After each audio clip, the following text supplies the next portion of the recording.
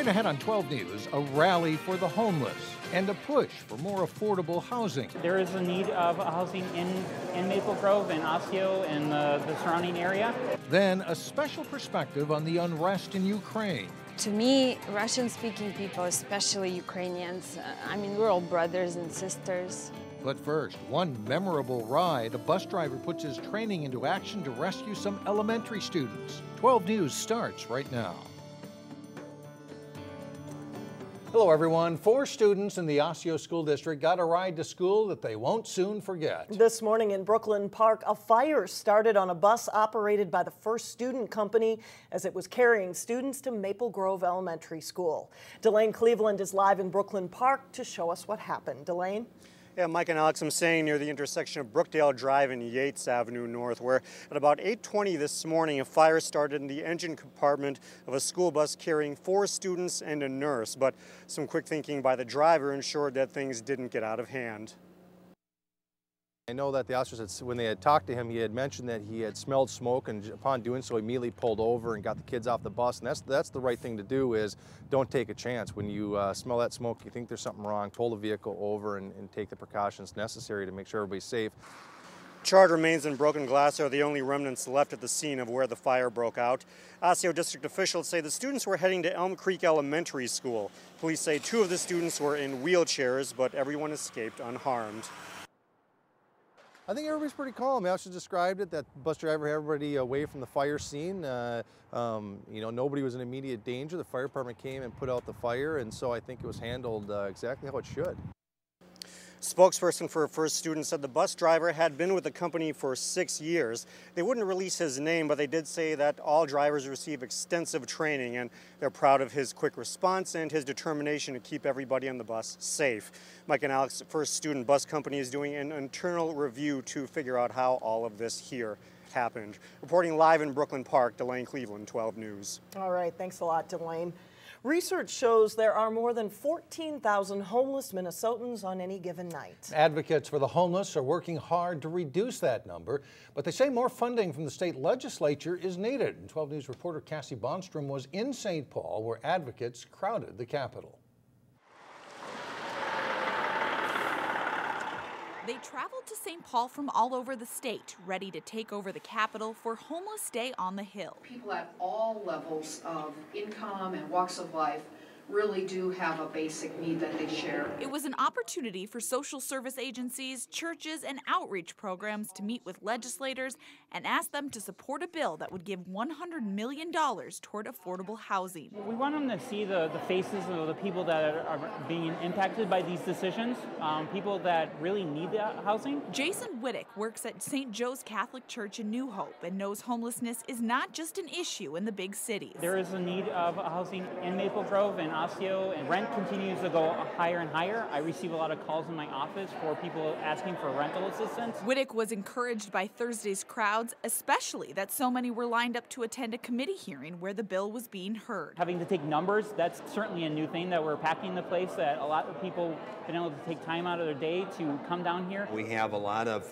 young people that are literally living on the streets. Representative Lyndon Carlson of Crystal co-authored the legislation known to some as the Homes for All bill. I'm very interested in the issue dealing with the homeless. He took a few minutes to listen as a few of them shared their stories. Afterward, he assured them this issue is a priority. When you look at the kind of winter we've had and you talk about the large number of homeless that we have, you really wonder how they survive in Minnesota. Jason Whittick hopes other legislators feel the same way. Until then, he says the advocates' work must continue. Anytime people are able to come down and be a part of the political process and share what the needs in the community are, absolutely, it's definitely needed. Cassie Bonstrom reporting. The city of Brooklyn Park is working to address youth homelessness in the Northwest Metro. The city is currently raising funds to build a shelter for 8 to 10 youth in need. A Plymouth man is part of a first-of-its-kind fraud case involving food stamp benefits. 38-year-old Walter Cooper is accused of buying electronic benefit transfer cards from homeless people for half their value. Authorities say Cooper and another suspect would then buy large quantities of non-perishable food from Walmart and Sam's Clubs that they shipped to Liberia for resale. Investigators say the fraud produced at least $27,000 in revenue.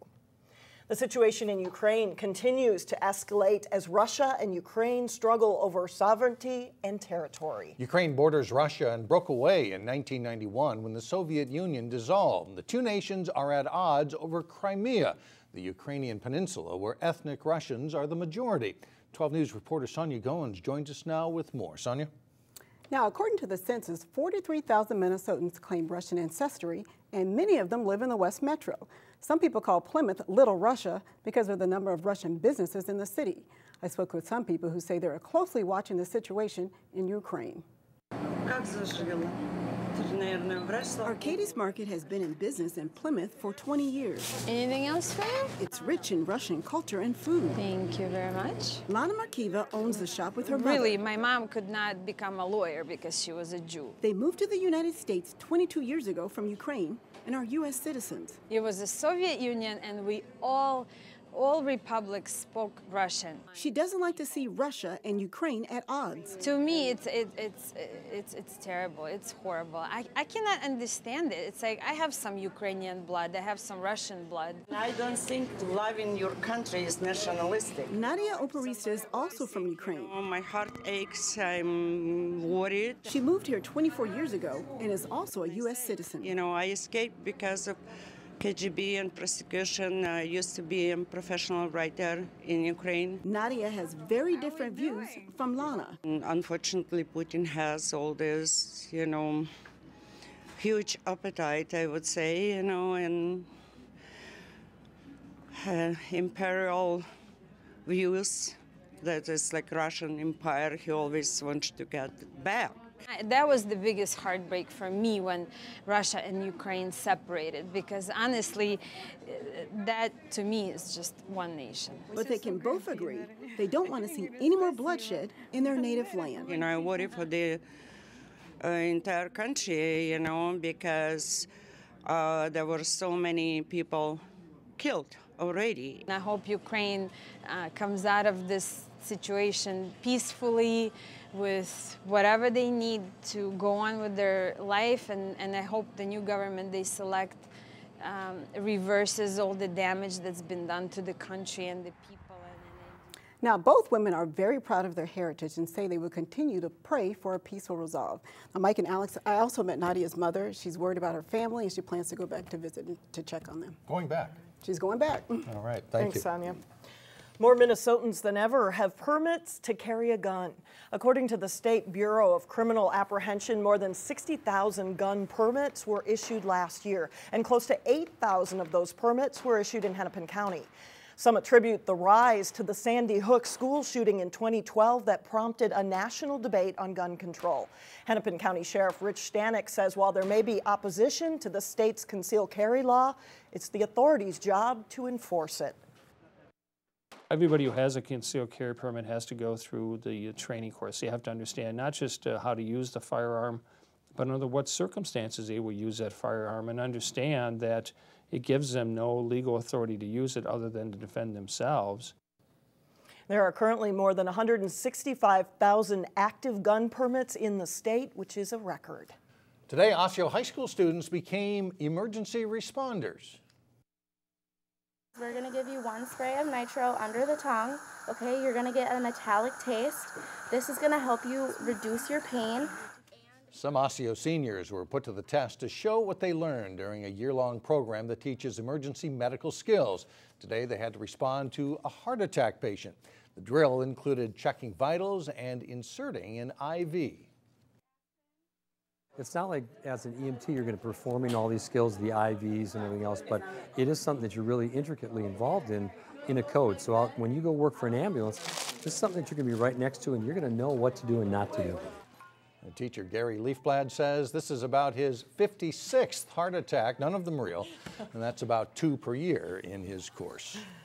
Well, coming up, a standout student who packs an impressive 1-2 punch. And later in sports, the Hopkins boys basketball team aims for a section championship. But first, keep your eyes in the sky, a chance for freezing drizzle during Friday morning's commute.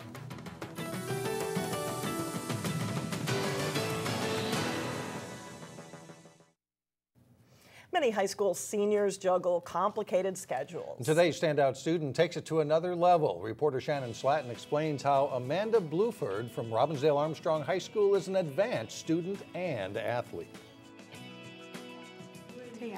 Amanda Bluford is a student in the highest level of Spanish offered at Armstrong High School. Amanda's an amazing student. Teachers describe Amanda as dedicated, and Amanda says keeping her grades up is something she works toward every day. I just live day by day. I just try to stay positive and stuff because it's really tiring. Tiring because of Amanda's packed schedule. Amanda is really committed to her studies, and somehow, amazingly, she's able to fit in all of this practice for her dreams for the Olympic Games. 6 days a week, Amanda trains. She's a great athlete. Her power and her explosiveness is pretty amazing. She was on the U.S. Junior National Team and brought home a gold medal from the Junior Pan Am Games.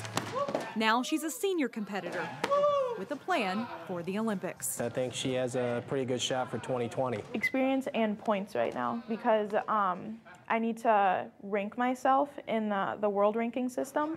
So Amanda is planning more international competitions. I'm planning a trip to Germany for the German Open, so that's going to be the farthest place I ever went. Which is a far cry from the dream she had when she was only 7. First, when I started, it was just to prove my brothers I was better than them. Then her dreams got bigger as she watched older competitors. I remember one time they went to an Iowa tournament, and I thought that was so cool, and I was like, I just want to go to Iowa and compete. After graduating this spring, Amanda will attend Florida International University. In Miami, that's where Juan Marino, he's the Olympic coach for Taekwondo, and that's where his gym is, and I'm going to train there with him and hopefully fulfill my dreams. In Plymouth, Shannon Slatton, 12 News. Good luck, Amanda. Coming up, how some students in Brooklyn Park plan to take their learning outside. But first in sports, Champlin Park and Osseo are set for a section final showdown in boys basketball. John Jacobson has that and more when we come back. Hopkins and Eden Prairie have both been regular visitors to the state boys basketball tournament in recent seasons. With sections realigned slightly, they are now both in Section 6 4A. They met Wednesday night for the section title. Amir Coffey lines up a long three-pointer, and he connects for an early 6-2 Hopkins lead. And in transition, John Warren calmly pulls up and buries a three. Hopkins jumps out to a 15-4 lead, 15 points total for Warren. Grantham Gallard and the Eagles storm back. This hoop ties at 35 at the half. But Hopkins fans get more to cheer about from there. Coffey with a smooth drive for 2 of his 20 points early in the second half. And he whips a pass to Noble Fonbele on the baseline for 2, and the Royals go up by 10. Hopkins is headed to state with a 77-64 win. The Section 5 4A title game is Friday. Top seed Champlin Park takes on number 2 seed Osseo. Champlin Park got a scared Tuesday against Park Center in the semifinals, ultimately pulling out an 8-point win. Rebels split 2 meetings with Osseo and have an idea on what they need to do to win. We really got to lock down on defense, and rebounds will be huge, so we just got to win the rebound game, and that'll hopefully get us the W. You know, we haven't been rebounding well the last few games, and also we have to hit free throws because every possession counts. A lot of good athletes on the basketball floor on both teams. I think it's going to be an exciting game. You know, a lot of up-tempo play. They got some height, they got some good size inside compared to us, but you know, with our aggressive basketball, hopefully it's going to go in our favor. Champlin Park is 25-2 coming into the championship game. Osseo was also challenged in the semifinal round. The Orioles trailed Maple Grove by 4 at halftime before securing a 55-43 win. Star center Ian Tyson is back, although not quite at full strength after missing nearly 2 months with a foot injury. They know the keys against Champlin Park. Well, I feel like our transition defense, because they get a lot of transition points, and so if we just stop them in transition, we should have a good advantage. I think we match up pretty well. We got speed, they got speed, defense, everything matches up perfectly. And right now we have a tale of 2 different styles. I think for us, we want to try to slow it down. For them, they're going to try to speed it up. So we look forward to the challenge. We have a split season so far. This is a grudge match. Champlin Park and Osseo tip off at 7 o'clock Friday night at Rogers High School. You can watch a replay Saturday night at 10 here on Channel 12. Totino-Grace's boys hockey team played a one-goal game against St. Cloud Cathedral in the regular season. Their matchup in the state Class A quarterfinals was another good one. Puck is poke checked by Cathedral, but Blake Vogley follows up to score for Totino-Grace to make it 2-1 Eagles. A turnover by Cathedral cost them just 23 seconds later. Vogley behind the net sets up Joey Bray for his second goal of the game. It's 3-1 Totino-Grace after one period. But the Crusaders come back on a 2-on-1. Logan News sets up Matt Fritz for the tap-in to make it 3-2. They later tie at 3-all. And this game goes to overtime. On a power play, St. Cloud Cathedral wins it as Eric Gadboy bangs the rebound in. Grace falls 4-3 in a heartbreaker. In consolation play Thursday afternoon, the Eagles bounce back to beat Orono 4-1. Totino plays Laverne for the consolation title Saturday morning at 10 at Mariucci Arena. Fish houses are supposed to be off Minnesota lakes now in the lower 2/3 of the state, but there is still plenty of good ice out there if you want to sit outside. Here's Tackle Terry Tuma with this week's Channel 12 fishing tip. So many times we take rods and reels, different baits and different lures, our boats, our fish houses, whatever it may be, and we just anticipate great fishing success. And that's fine. We have to have this equipment, not the proper equipment. We're not going to catch any fish. It's really sort of that plain and simple. But I really feel there are some other ingredients that are much more important. What we're doing sometimes, I think it's just we get so overwhelmed with all these different products, and I sure can tell you this year of all the questions that have been asked, but what we really need to do is have a very positive attitude. Don't come up with these excuses, well, I should have taken this bait, I didn't have it, I got out here too late. These are all negative factors, and that is going to play a major role in catching your fish through the ice and into the open water. This is the last tip for the ice fishing season for this year, right here on Channel 12. But be sure to tune in starting in May. We're going to be fishing for all species of fish with a lot of different applications, tools of the trade, if you will. Be sure to tune in and have some great late ice fishing and always release some fish. Thanks, Terry. We'll see you back here in May. Thanks, John. We'll be right back. Students at Brooklyn Junior High met with an architect to review their plans to build an outdoor classroom adjacent to the school in Shingle Creek. The project is 3 years in the making, and it's a collaborative effort with the City of Brooklyn Park. The outdoor classroom and trails will be a setting for subjects from science to art and English. It's been quite a project. They hope to break ground this spring. That'll do it for us. See you tomorrow.